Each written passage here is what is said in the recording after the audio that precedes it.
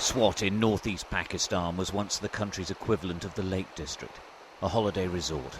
Now it's effectively a Sharia-lawed tribal land,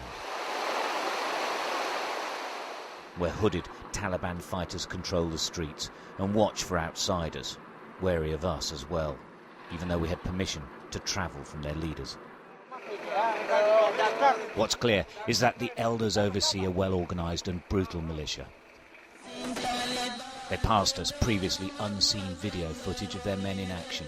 It's propaganda, but when forensically examined, it's frightening. Everything is filmed in what used to be Pakistan's main tourist destination. In the mountains, a Taliban training camp. Pakistan's denied they exist on sovereign land, but this is absolute proof that they do. And we are told the pictures were filmed just a few weeks ago. The United States, in particular, is furious that they still exist.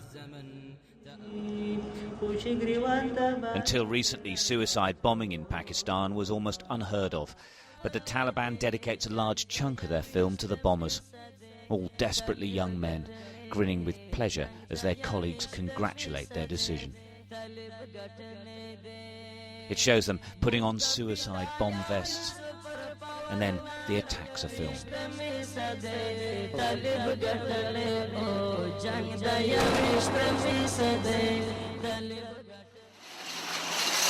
The bombed-out ruins of police stations and military camps pepper the towns and villages of Swat. There's a ceasefire now, but in reality the army has handed over control to the Taliban. Well, this pretty much sums up why the Taliban say that they've had a victory here. This is the central police station in Mangura. It's been reduced to rubble by 3 separate suicide bomb attacks. Perhaps that's why the Pakistani authorities felt that they had to do a deal with the Taliban. Their own police and security forces were simply getting overwhelmed night by night. The brutality of the film is perhaps the most disturbing. A man accused of burglary is very publicly shot dead in the street.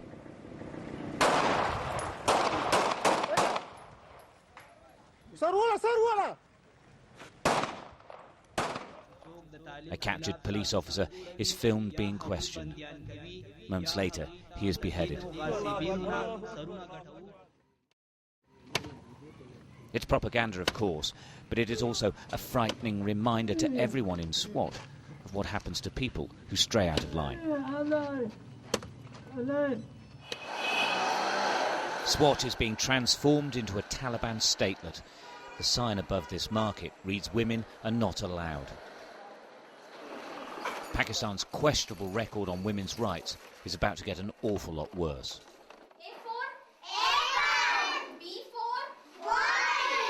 These girls at one of the few schools not targeted by the Taliban so far are enjoying an education alongside the boys. They separate as they get older. Under the Taliban, though, their formal education will stop at 14 if they're lucky. The school staff say it's a good policy. They haven't any choice. They want to keep their school going. Swat's transformation has been remarkably quick. A frightening development for the West, an embarrassment perhaps to Pakistan. Either way, our presence there isn't appreciated by anyone. Not surprisingly, word has leaked out that 2 foreigners are working in the city. It's not surprising because there aren't any others.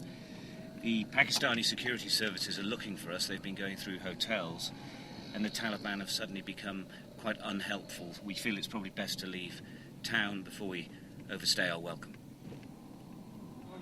The alarm bells are ringing in Washington, London and Delhi, but Islamabad's response has failed.